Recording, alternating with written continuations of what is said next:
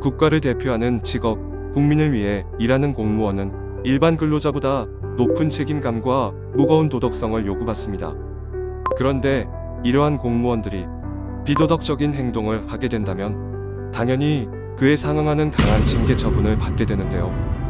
이때 억울한 부분이 있거나 다소 과한 처분이 내려졌다면 반드시 이의 제기를 해야 합니다. 오늘은 이와 관련해 공무원 징계와 행정소송에 대하여 살펴보겠습니다. 징계는 크게 직무에 관하여 자신의 신분 또는 위법 행위로 나뉠 수 있습니다.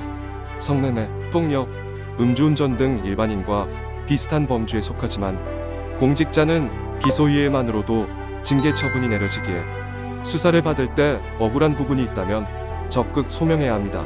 그리고 직무와 관련해 직권남용, 뇌물죄, 공문서 위조, 부정청탁 등으로 수사를 받기도 합니다.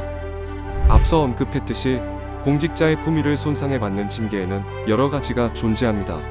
그 종류로는 감봉, 견책, 강등, 정직, 해임, 파면 등이 있는데요.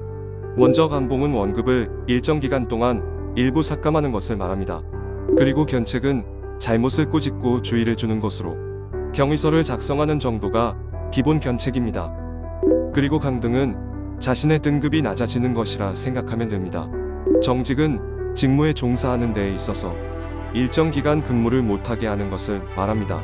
파면과 해임은 직위를 잃게 되는 처분으로 연금상의 불이익 여부에 따라서 나눠지게 됩니다.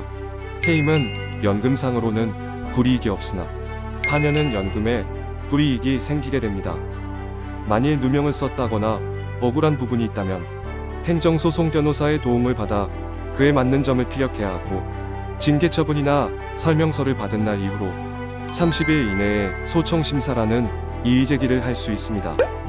소청심사 제도는 징계 외에 그 의사에 반하는 불리한 처분 또는 부작위에 대하여 이의를 제기하여 징계나 면제, 직위 해제 등의 처분에 관해 취소 및 변경을 요청하는 것으로 행정소송을 제기하기 이전에 반드시 거쳐야 하는 절차입니다.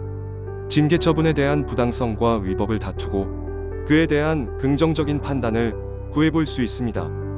소청을 청구한 이후 60일 이내에 결정이 내려지게 되며 이를 통하여 감경하지 못하셨다면 소청 결정문을 수령한 이후 90일 이내 행정소송을 통해 다시 한번 징계의 위법성, 부당성에 대해 다툴 수 있습니다.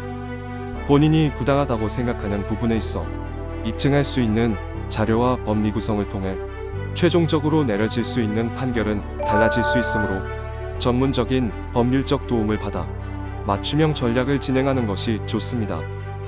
실제로 한번 결정된 행정적인 처분은 충분한 검토를 거쳐 내려온 사항으로 이를 뒤집기에는 어려운 부분이 있습니다만 대륜의 행정전담센터, 행정소송 변호사 등의 도움을 통해 승소한 사례를 가지고 있기 때문에 처분의 배경과 의도에 맞는 대응 방향을 찾아 문제 해결책을 찾을 수 있습니다. 본 문제로 고민하고 계시다면 주저 말고 명확한 상담을 받아보십시오. 감사합니다.